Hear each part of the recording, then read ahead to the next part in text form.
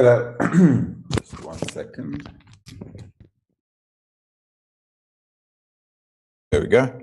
Hello, everyone, and I hope we've got sound and vision and everything's okay. Great.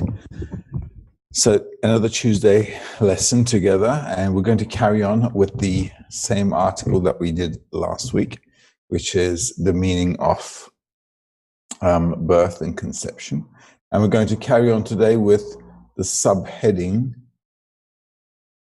let's see, the soul begets the body. All right, so that's where we're going to start, carry on from. Now, last week, if you recall, this is a Baal HaSulam article, and as you know, on Tuesday evenings now we're doing a bit of Baal HaSulam so that we can get really a bit deeper into the articles that were written by Baal HaSulam.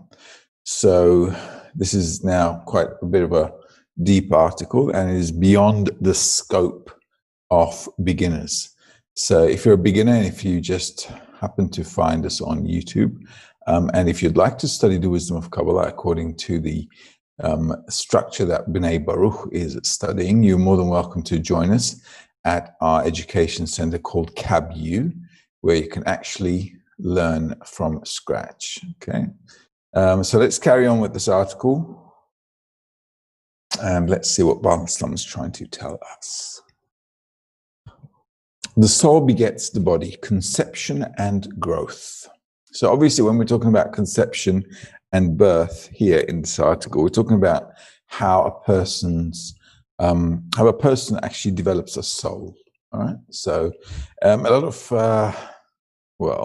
religions talk about having a soul already. Okay, so there's a presumption that all of us have a soul. And the wisdom of Kabbalah says, well, actually, we don't have a soul, because if we had one, we'd actually feel it. Just like we have a body and we feel that we have a body, if we had a soul, we would actually feel it. So they're saying in the wisdom of Kabbalah, Kabbalists say, there's a potential for us to have a soul, but that's something that we need to build. It's something that we need to work on so we can actually achieve that higher level of perception, this higher level of consciousness, and actually live in that state, which is actually called a soul. So here is, this is the method. The wisdom of Kabbalah is the method for building a soul. And the conception we're talking about here, the growth we're talking about here, is obviously how to conceive and grow that soul. So let's carry on and start reading. The soul begets the body. Conception and growth is the subheading. We find two progressions in a sown wheat.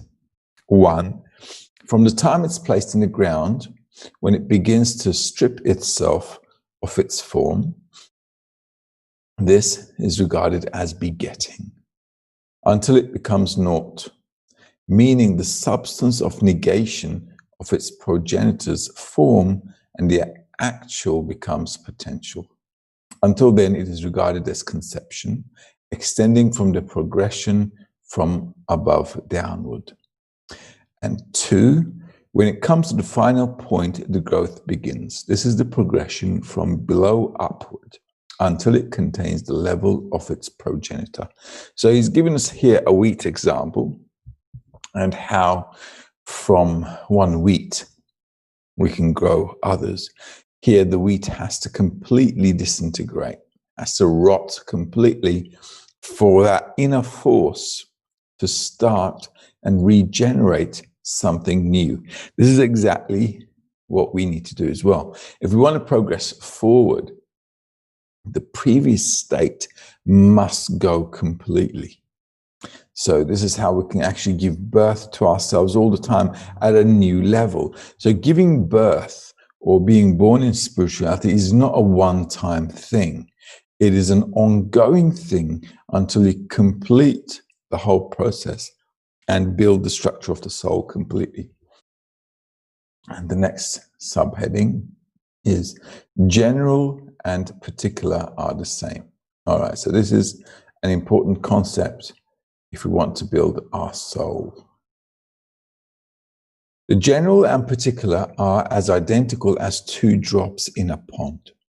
It is so both externally. in the state of the planet in general and internally. For even in the smallest atom, we find a complete system of sun and planets circling it, just as the universe. Likewise, man is the eternality of the world. And you find within man all the images of the upper worlds, Atzilut, Biriya, Yetzirah, and Asiya. It is as Kabbalists said, Atzilut is the Rosh, the head. Biriya is up to the chest. Yetzirah is from where the tabur, the navel, is. And Asiya is from the tabur down. So all of the worlds, Adam Kadmon, Atzilut, Biriya, Yetzirah, Asiya, have a part to play in the form of the soul. Now, when it talks about here, the Rosh, the chest, the navel, and below the navel, we're not talking about a body. Just like though we have a body and our body is structured, our soul is also structured. So that structure is also described in the wisdom of Kabbalah. And sometimes people really get confused with this because a lot of people who read some Kabbalistic, texts or books or whatever, think that the Kabbalists are actually talking about parts of the body, when in fact they're not. Corporeal body is destined to die, and it will. And it has nothing to do with our spiritual sensations. A spiritual sensation can be attained while we live in this world, okay, before we end up dead. And it needs to be in a completely new structure called the soul. And because they're describing the soul as a structure, and sometimes they relate to it like bodily parts, a lot of times people get confused because they think they're talking about, the Kabbalists are talking about a body. But you should know, and we should know, all of us should know, that the wisdom of Kabbalah does not talk about the corporeal body whatsoever. For this reason, there's a progression from above downward in man's conception to meaning a slow expansion from the progenitor, the mother, until one completely detaches from her as one emerges to the world, moving from operating to operated, and from the authority of the progenitor to one's own authority. So just like in corporeality, we're going through this process of being given life to, being given life to.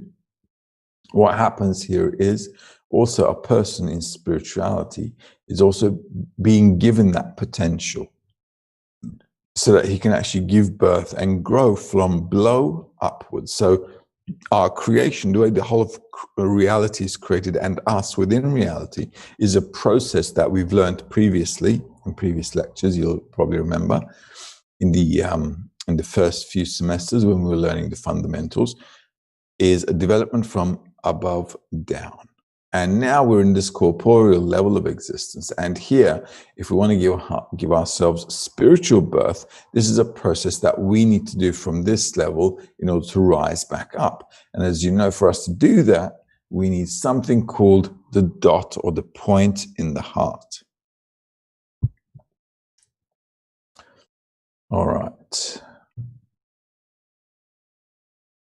Let's carry on reading. At that time begins the progression from below upwards, the days of nursing, when still attached to the mother's breast, until the form is fully completed in the final level of the progenitors. However, Adam HaRishon, the first man, was a creation of the Creator. He was certainly not born from a woman, but from the dust of the earth, as were the rest of the first creations, who were formed from that dust, as it is written, all was from the dust. And yet that dust extends from the upper worlds that preceded. Because it is so, it is because above, too, there are light and vessels. Light is in the forms, in the reception, and the vessel is the will to receive from suitable forms. That vessel, which is the will to receive, is never constant, neither in terms of importance, nor in terms of an independent reality that stands in and of itself, but only with what it receives. For this reason, it has no more merit than what is being received. For example, a poor man who wishes to acquire wealth is no more important than a poor man who is content with his lot and does not aspire for wealth. On the contrary, he is worse than him, because the will to receive becomes one with the received matter. And they are only two halves of one thing. When each half is separated, it has no value in itself, which you can discuss with or negotiate. So what is it trying to tell us here? That humanity is created of two parts. One is we understand that we're all a desire to receive pleasure. So our whole life is actually running around chasing pleasures. That's what we do. And that is our nature. That on its own is really not worth anything. What is worth something is if I actually fulfill it with what I want. You see, a desire to receive by itself doesn't really feel anything if it has a desire without any fulfillment. So the whole principle of feeling life, feeling how the whole of reality is and how we are within reality, really depends on having a desire and actually having it fulfilled. So having a desire and a fulfillment are two things that actually complement each other. And one without the other is really irrelevant. It's like a half-done job kind of thing. So this is something we need to understand. If we have a desire, it's seeking fulfillment, and only when the vessel receives the light, when the desire receives the pleasure, can we talk about something complete. Number 3, the subheading is, what is a soul? The law of development according to the wisdom of Kabbalah. It is impossible to examine anything before you see it from its beginning to its end. And since one feels only what comes from within, just as physicians have found that the colors are not the same in both eyes, but there is rather an agreement here. Therefore, first, one must know oneself through and through, at least since the time of conception to the time of adulthood. And because this is not so, for one begins to know oneself only when becoming a complete human being, one is therefore devoid of the ability to self-scrutinize. So this is the law of development. What we have to do first is grow some consciousness as to understand what we really are, what our nature is. Without understanding what our nature is, we lack the analysis of everything we're going through in life. And this lack of analysis also brings about, obviously, lack of understanding, because I'm living a bunch of stuff in life, could be quite stressful as well, and I don't know why. We don't understand why things happen to us.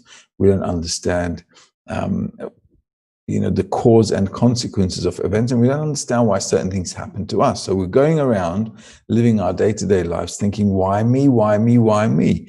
When we, in fact, could know everything and should know everything and why they happen, simply because due to our lack of development. But we should come to a state where we understand exactly why things happen, why they come about this way. How come certain things happen to me? How come certain things happen to the whole of reality? What's the process of all these things happening? So this is very important for us to understand. And if we're not developing ourselves, if we're not educating ourselves, to really look at life from a higher level, from a more developed situation, then we're not really going to understand the things that we're going through in life. Everything that happens from this COVID-19, where we're all kind of stuck at home now, to any kind of event, actually. I can only understand it if I elevate myself to a higher state than my current perception of reality in this world. Because if I'm in this current state, I can't get out of this current state, and there's no way for me to evaluate what's going on in this level. I can only be living what's happening in this level. So in order to understand what I'm living, my mind has to be one step higher to evaluate what I'm feeling. So for that to happen, I need some kind of development. I need to understand what my nature is. I need to understand why I'm unhappy or I'm unfulfilled, or it might be that I have everything, but I'm still not content with life. How could that be? How could it be that I can have anything I want, or I have everything that I need in life, but I'm still not happy with my life? Because this is a sheer lack of understanding of what our nature is. So let's move forward. No person knows himself, or herself, that is. The second reason is that to know something, you must primarily observe its negative qualities, and one cannot see one's own faults. It is so because anything bad that one must receive comes to one as pleasure, for otherwise he would not receive it. Also, it is a law that wherever there is pleasure, a person does not regard it as bad, except after many experiences that develop in them. However, this requires days and years, as well as memory, conclusions, and observations, of which not everyone is capable. For this reason, no person knows himself. But Kabbalists have attainment and attain a matter in full. That is, they are rewarded with attaining all those degrees in reality that one can attain. This is considered that they have attained a matter in full, and that complete matter is called a soul. So this is also very important for us to understand, because we don't understand ourselves, we don't understand our essence. We can't really evaluate ourselves, and we can't really raise ourselves to a new level without really discovering the lacks that we have. So, as we've learned previously, a person is just a desire to receive pleasure, but that's our raw material. So this is why we're constantly running around for fulfillment, while in fact not really doing a good job of it, because the fulfillment and the desire, they cancel each other out. So a person is always ending up in a lack, in a deficiency, because this desire to receive cannot be fulfilled, or it can be fulfilled, but it cannot be sustained. Accordingly, we don't understand this. Our whole life is just running around trying to get more and more and more fulfillment, because we don't understand the desire and the pleasure. They cancel each other out. If that's the formula, then there's no way we can ever be fulfilled in our lives. So in order for us to get some fulfillment, we need to attain what our current matter is in its full, in all its details. And once we do that, then we can actually start building the soul step by step, step by step. Why? Because then, once you begin to understand your existence and how your nature is working, then on top of that, you bring understanding to it. And then through that understanding, you can build something on top of it. So the desire to receive pleasure remains, and it should remain, because that's our essence. And actually, we should have fulfillment.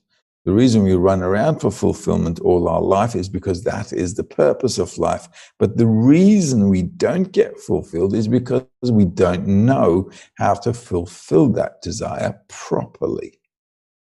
So if you always try to directly fulfill your desire with pleasure, you will fail. So there has to be a special way of fulfillment.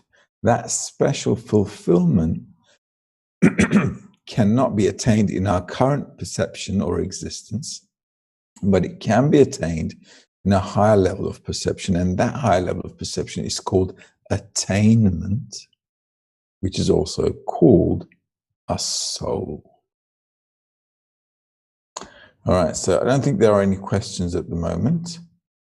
Right, there are no questions. So if there are no questions, we'll just keep moving forward.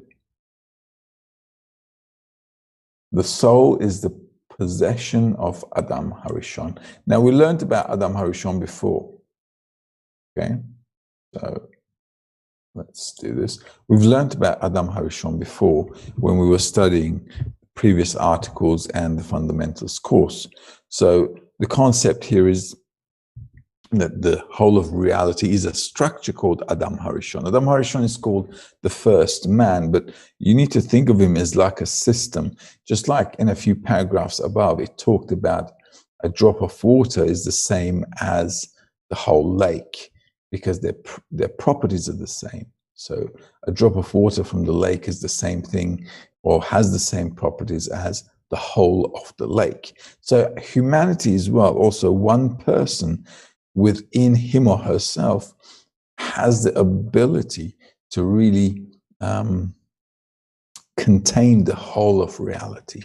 So in fact, all of us are the details of reality, and all of us within ourselves contain, or all of us have the whole structure of reality. And the whole structure of reality is called Adam Harishon, first man.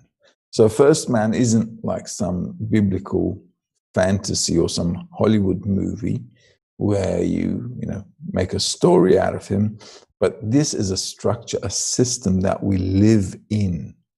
Yeah, our existence is within this structure called Adam Harishon. So this is the structure that we have to attain. Let's carry on reading. I've already explained above in item 2 that the worlds are attained in two ways, from above downwards and from below upwards. So the worlds that it's talking about are Atzlut, Bria, Yitzira, and Asya, which we studied and we know about. Okay? So the whole of creation was created, and its structure of attainment by an individual can be from down upwards. In other words, from this level of existence, we want to attain something higher, so we're going from below upwards. First, one attains from above downwards, the hanging down of the soul. Subsequently comes from below upwards, being the attainment itself. The first progression is called Ibur. So basically, let's see, this is an important sentence because we need to understand how this works. First, one attains from above downwards, the hanging down of the soul. Subsequently comes from below upward, being the attainment itself. So just like we're being created from our progenitors, we don't understand how we're being created, but we're born, we grow up, and then we understand this whole birth process, right? So same here. The first thing is the birth of the individual, also as a soul too. And then as that person, as the soul grows, the soul begins to understand the whole process. The first progression is called Ibur, which is called impregnation, because it is tantamount to a drop that gradually detaches from the father's brain and is impregnated in the mother until it emerges to the world. This is regarded as the last degree from above downwards, meaning taking into consideration the cause of the newborn. After all, until then, it was still connected in some part to its mother and father, meaning the cause. And as it came into the world, it became independent. And this is the order from above downwards. And the reason for all that is that his thought, the Creator's thought, is unique. Hence, all incidents are the same, and the general is similar to the particular. So just like a person is born here with no choice, nothing really depends on us. We just land on the planet. We become the children of people we didn't choose. We were born in some country we didn't really choose. We just end up here. So this whole process really is, we have no involvement in it whatsoever. So we can also say the same thing about the whole of creation. None of us really had a choice. Life was pushed on us. So we were born here, no choice, with lack of ability to choose anything. But from here, now we have a choice to actually reach an exalted state and really free ourselves from the shackles of this corporeal reality, which really has no taste at all. So that is from up, down, and our ability to attain something higher is from below up. So our initial state is called impregnation, incorporeality, but we also need to reach such a state in spirituality as well. This is why a person starts with a dot in the heart. It's like a drop. It's like that little fetus in the mother's womb. And we also need to be that fetus within the structure of the study. Conception and growth of a body as a soul. From the moment of one's birth, when at the furthest point begins the return to attainment. From below upwards, this is called the law of development, and allows the exact same ways and inlets that descendant from above downwards. Kabbalists attain it, but to corporeal eyes, they seem as ordinary states. Slow, gradual, until one's level grows to become like one's father and mother. At that time, one is regarded as having attained all the degrees from below upwards, meaning a complete degree. So we're also born, no consciousness. We have no idea what's going on the planet. We have no idea where we're born. We have no idea who we are, what we are. But as we grow up, we begin to understand. Same thing happens for a soul. We don't understand how we're born in spirituality, but when a person has a dot in the heart, a point in the heart, and that person comes actually to the study, to the wisdom of Kabbalah, and wants to develop a soul, then the progress starts from below upwards. Number 4, from above downwards and from below upwards. The growth testifies to the conception. And since the two progressions, from above downwards and from below upwards, are as similar as two drops in a pond, we can understand the progression from above downwards by observing the progression from below upwards, which is the second progression of the development, namely the growth. So as we grow in spirituality, it's essential for us to increase our perception of reality from a different perspective, from the perspective of spirituality, not corporeality. Now, as you know, corporeality means to use my desire to receive for myself. That's a level of corporeal perception. If I was to start using my desire to receive, our essence, which is a desire to receive, in a different way, then I would perceive reality from a different perspective. And that different perspective is what we're trying to really build here. So as we build that from below upwards, we can begin to then open up this new reality, because we're looking at it from a different angle, from a different perspective. So it requires us to work on changing our nature. Thus, you find that there are 4 states in the 4 worlds, Abiyah, beginning with Asiya, such as when examining the progression of the growth of a fruit from the planting to its complete ripening. 1. Before the signs of ripening appear in it, which are all the laws of the states in the fruit, this is the world of Asiya. 2. From the time when you can eat and be saturated, although it is still tasteless, this is Yetzirah. Number 3, from the time when some flavor can be detected in it, this is Bria. 4, from the time when it is full, when its full flavor and beauty appear, and it is Atzilut. This order is from below upwards. So our growth is also as such. So as we grow up, we don't attain much, we don't know much, but we've started our growth process until we get to the end of our potential, where we actually discover the whole of reality. And that is that ripe, tasty fruit that we become. So the purpose of life is like that, actually. Just like a fruit is developing on a tree and becoming something really tasty and juicy, our development is the same. First, as we develop, it's not so great. It doesn't taste so good. Our spiritual really development, or the desire to develop spirituality in us, is really because we're not getting much pleasure from, our current existence.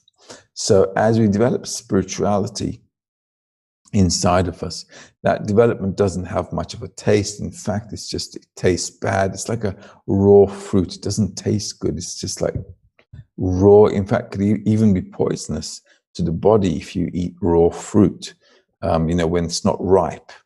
So same thing here. A person needs to go through these states where we begin to understand that we're growing, but we're growing through states that are not really very, tasty or pleasant. However, we can begin to then, if we understand the whole path, we can then begin to understand and see how this whole reality unwinds and it becomes something really tasty and nice. Every emanated and born comes in 2 ways. The whole issue from above downwards and from below upwards that was explained in the 4 worlds, Abiyah, applies even to the smallest item in the worlds, meaning in every cause and consequence. A cause is the father, the root, the agent. A consequence means that it was operated and done by the cause. For this reason, it is regarded as an offspring, a branch, or an extension and cause. So just like we have a father and a son situation, or a father and a child situation, the same thing happens here. So our state, which causes our one upper degree, is the father. So my current state is the father, and I'm working on the situation, and I'm now giving birth to my new state, which is actually one level higher. And that's actually how the generations also work. So every generation leads humanity one step further in development, right? So same here as well. A person's development, every time a person is developing, he or she is giving birth to their new state. And that's called father and child, cause and consequence.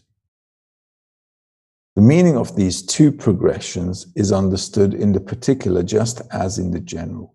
From above downwards is a way of separating the cause from its consequence until it emerges and becomes an authority of its own. And from below upwards is the law of development that awakens it to grow from below upward until it attains its cause. That is, it becomes completely equal to it. So what we must also do, is to attain such a state that we must attain the thought of the Creator. So when we're going from below upwards, our whole progress is constantly attaining the Creator. Just like when we grow up in this world, we attain the thought or the understanding or the mind of our parents, right? So when do we understand our parents properly? Through the growth phases that we go through in life, plus when we become a parent ourselves, then it becomes more obvious what they went through, because we are now parents as well. So same with spirituality. What we have to do is raise ourselves or elevate ourselves to such a new degree, such a new level, that we actually become like the Creator. Okay. As we have explained above, the corporeal father and offspring that comes from the father's brain to the birth is the time of the ascent from below upwards. You should discern likewise in all four types, still, vegetative, animate, and speaking. As it is in the emanation of the elements of spirituality, so it is in all the worlds. It is so because from one unique emerges the Yehidah, the also unique. And all the ways that Yehidah, that unique individual received, necessitate all the subsequent successions, both in the general and in the particular.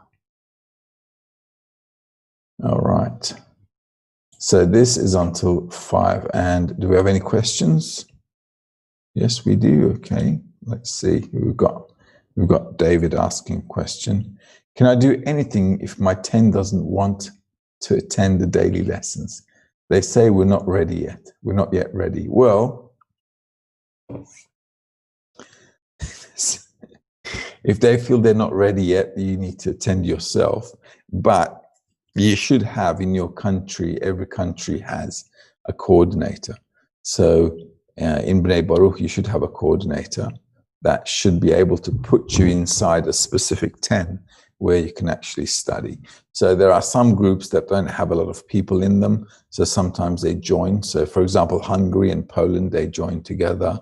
So if you don't have a specific 10 or your 10 isn't really attentive, what you can do is get in touch with one of the coordinators. What we can't really pressure people, and it's not a good idea, and it never really works. What we can do is become a good example to our friends. The morning lesson is very important for a person who studies the wisdom of Kabbalah, because that's how we start the day. And studying on your own obviously is not good, simply because just like in life, we can't have any feedback if we don't interact with other people about our lives. In spirituality, it's the same thing. So we need that feedback from that mutual work within the 10. So if you don't have a 10, or if your 10 is really small and it's not functional, it's dysfunctional, then what you can actually do is get in touch with your coordinator, whoever's looking after your country, and find a solution. So the only thing you can do is to be a good example by attending the lessons and working. P. Green is asking, I've seen Kabbalistic drawings of the descent of the shattered soul into this world. Are there drawings showing the ascent of the soul from this world? Well, that's something you have to draw. Okay. Why? Because you're growing from below upwards. And this is something you need to do. So the Kabbalists are trying to describe to us how the structure of reality is. Basically, what is a world? A world is a state where I'm feeling the world in a greater depth. This is also the same for our corporeal reality as well. So as we grow up, we understand the world in a deeper sense. So when they're talking about the worlds, Atzilut, Bria, Yitzhak, Asiya, they're obviously not talking about some kind of a planet structure or some planetary system or something like that. They're talking about how they perceive the whole of reality, the spiritual reality, in a deeper level. So the deepest we can get is the world of Atzilut. So just like a child is born in our world, the child doesn't really perceive much because it's basically living inside a house with its parents until it begins to slowly grow and grow. It understands that there are other people living on this planet. There's a big wide world. How do we discover it? As we grow up. So in spirituality, it's the same thing. So you should be able to depict and decipher that growth just like a person does in this world. Another question from David. Where do I exist in this development from above downwards and from below upwards? Am I in the middle or at the bottom? Well, we haven't started yet if we don't feel spirituality. So our starting point is the study of the wisdom of Kabbalah. Actually, the study of the wisdom of Kabbalah really starts when we first take our step or when we're first born in spirituality. So before we're born in spirituality, we can actually say we're in the preparation period. So the situation here is that all of us who have a dot in the heart want to build our soul and come to a higher level of perception, need to start working in our 10 with the whole group. And through our work, we need to develop that dot in the heart. Obviously, it's a time-taking process, just like growth is. So imagine how many years it takes us until we understand what's going on in the world. And it's quite a long process. So a person also has to consistently study and consistently add to him or herself all the all the experiences, all the things that we go through and grow until we become independent, like it says here in the article. Just like children grow up and become independent, our spiritual growth is actually our independence, where we can begin to operate ourselves independently rather than this desire to receive nature of ours constantly dragging us from one direction to another. All right, great. So let's see. Let's come to number 5 and let's read that. Birth of the happy humanity. When looking at the seal of the work of creation, we find there the words, which God has created to do. This means that the work of the Creator, which is set in the creation before us, is given to us in order to do and to add to it. So all of us actually have to take part in this. We have to be active participants in developing our soul. Otherwise, the words to do would have been completely redundant and meaningless, and it would have to say, for in it he rested from all his work which God has created. So why were the words to do added here? It must be that this verse teaches us that the full extent of the work that the Creator has left in creation is in the exact measure, no more and no less, but the extent that enables us to perform its development and completion by ourselves. So if we look at reality, it's all pretty much created for us. Nothing's really changing here. The whole of reality is created, and we are created within this created reality. So all that's really left for humanity to do is, from within this ready-made system, attain a higher level of perception or a soul. And that's all we have to do. This is the only thing we have to do, because this is the purpose of our life. This is what we were created for.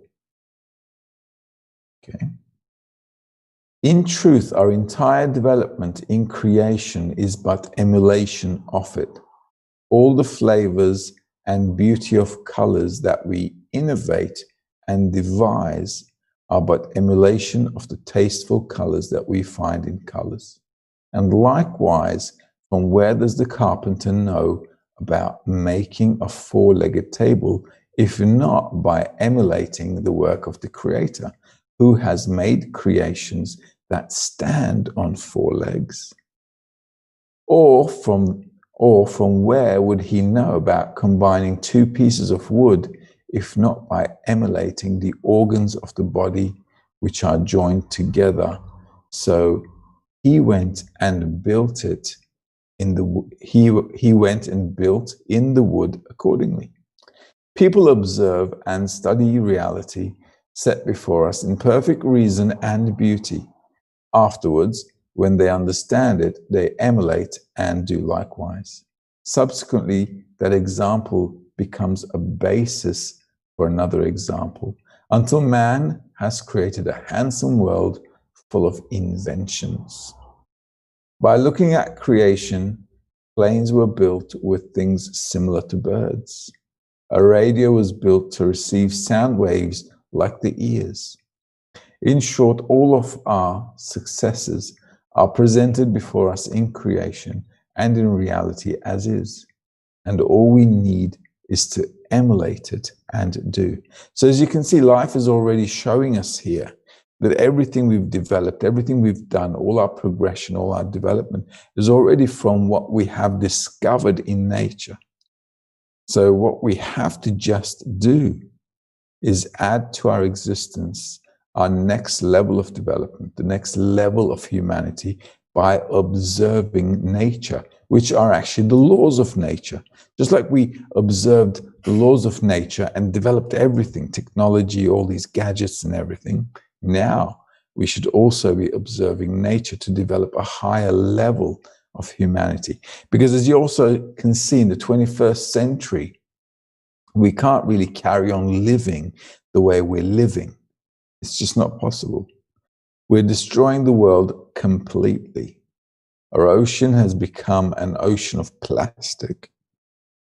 Our forests are all dying out. And we begin to understand slowly, that all this consumption has to stop because we're depleting the world completely. And our existence is non-sustainable. So we have to change. We're going to have to come to an understanding in reality that we have to change everything and we have to start living according to the laws of nature. All right, so it's important for us to understand that. And the only way we can actually balance ourselves with nature and have a sustainable life is only possible if we observe the laws of nature. So humanity needs to understand that we're a part of nature and we need to observe it and balance our lives to the laws of nature. If we constantly carry on, if we carry on living like we're above nature as we're doing right now, we'll just come to extinction. Nature will carry on existing, but humanity won't. So our life will just go from bad to worse as it is going right now until humanity begins to understand that it needs to change. Reality and the existence of reality deny one another. Now, reality meaning reality in general and all its parts that are created as creations in relation to that which belongs to their existence. We find that it is well set up with every beauty and pleasantness, without any deficiency whatsoever. Truly an enlightened world. But when we place opposite that the existence of this reality, meaning the manners by which these creations feed and sustain themselves, they are awry, disordered, tasteless, and very unrestrained. However, we have already explained about reality and the existence of reality in general in the essay, the meaning of unity, and learn it from there. So, well, what is it trying to tell us here, in case you haven't read that article before? Reality puts inside our vision or senses two things. On the one hand, it's perfect. Nature is working perfectly. Our body is functioning perfectly. On the other hand, we look at nature and it's pretty gruesome, right? Because humanity goes through a lot of suffering. Animals eat each other up. So on the one hand, we have this perfect, beautiful system around us. On the other hand, it could be quite ruthless. So it's like reality and the existence of reality deny each other, because the existence of reality is really continuing from species, devouring each other, eating each other up. So on the one hand, we're finding ourselves in this dilemma, right? It's from the perfection and the non-perfection. We're in between two states. And this is actually how it needs to happen, because day and night, sweet, bitter, beautiful, ugly, all these things are two opposite states where we can actually depict reality. And the same thing we'll need to discover here as well. So on the one hand, we see a perfect reality completely working out in balance. On the other hand, we see some tragedies where, animals eat each other up. And humanity, look at us, we're always eating each other up in terms of, using our egoistic desire to receive, to fulfill ourselves. We're constantly, belittling others or actually killing others. This is our whole human history. Our human history, our development, our historical, our history is not very nice, is it? Constant wars, constant, killings, and so on. So we're left in this dilemma. On the one hand, we have a perfect nature, a perfect world. On the other hand, we have an imperfect human being who just destroys everything. So living in between these two opposite states is actually a necessity. It's necessary for us to understand and to depict, imagine how perfection can be. So if we have the perfect state and the most imperfect state opposite it, then we can actually find a way to reconcile them. Okay. Conclusion and birth. From all this, you should know that the general is always equal to the particular, that the creator in and of himself does not feel the multiplicity, as he is always in the singular authority, and you can conclude the benefit of the collective from that of the individual. And as the existence and birth of the individual, which the creator has set up naturally, is tested from the moment of birth and emergence to the place that the creator has prepared, which is called this world. It is considered that he has made certain that one will fall into the hands of loyal lovers who will tend, heal, and care for all of one's needs in complete devotion and love. The same is true of the collective.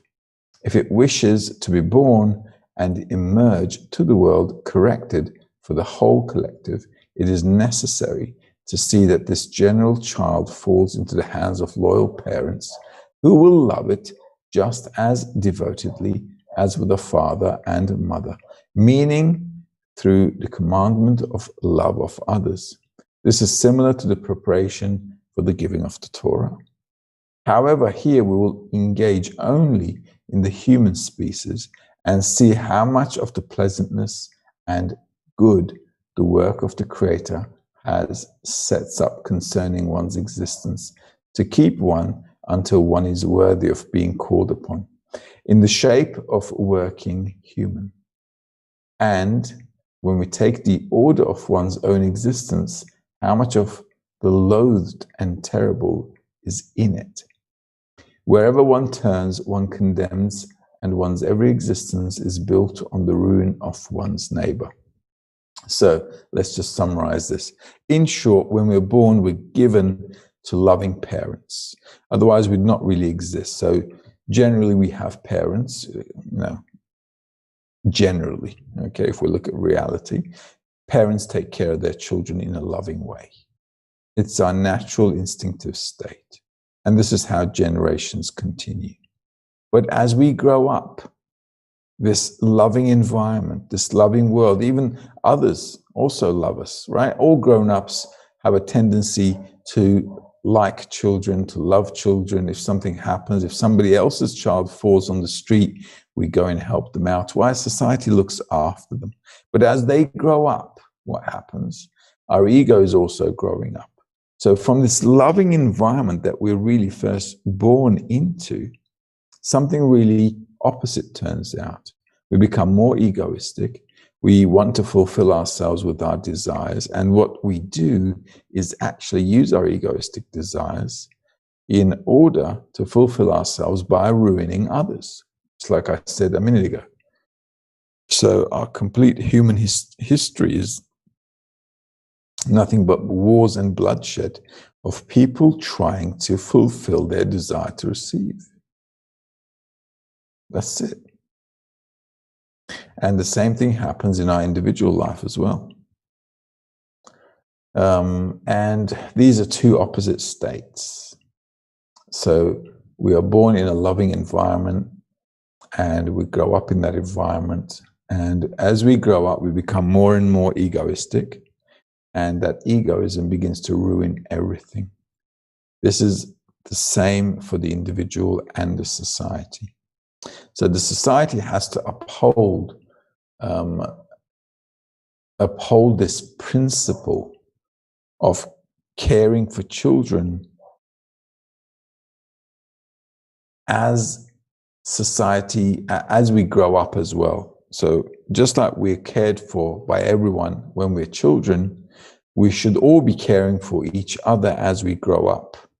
If we don't, this is how the world will turn into, like we're living it right now. Not very nice.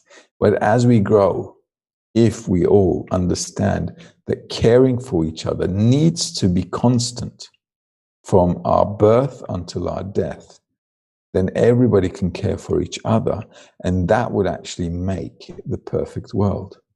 The only way we can actually do that is by education. If we understand that the current situation we're living in is causing us nothing but agony, then we can think about understanding it, we can work on it, and then we can build ourselves a better state.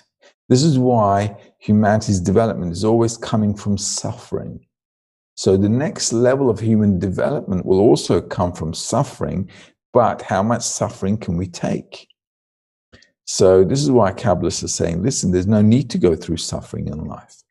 You can just understand your situation, learn your situation, and take the reins of development into your own hand and change yourself and build this high level of consciousness where instead of living like an egoist, you begin to start living in this mutual consideration with others. And if all of us were thinking about, I'm not even talking about the well-being of others. I'm just thinking maybe if we all started living in such a way that we don't cause harm to each other and to the environment, to everyone around us, then we'd come to a much more balanced life. So this has to do with education, and we have to educate ourselves so that we first understand our nature, that it's egoist, it's an egoistic nature, and it doesn't have any consideration for others, just wants self-fulfillment. And by doing so, it destroys everything. So if we understand that, then we can start working on it, and we can begin to understand by working on it and how to use it properly. So everybody wants to change the world, but when it comes to changing themselves, nobody wants to move an inch. So unfortunately, this is why we have a terrible state of affairs in the 21st century. And that brings us to the end of this lesson, and we'll finish it with one last question from P. Green. Rav mentioned we need to build the Creator. Can we say the building of the soul is the same as building the Creator? Absolutely. Because when we say we want to build the Creator in us, we want to build His attributes. We want to build His attributes within us so we can perceive reality and integrate ourselves and act within this reality just like He is. So you're absolutely right. And that's what we're studying in the morning lesson. So it's really good to see you guys following the Rav in the morning lesson. It really keeps us all together fine-tuned and in sync. In the meantime, have a great day or an evening, and we'll catch up next time. All the best. Bye-bye.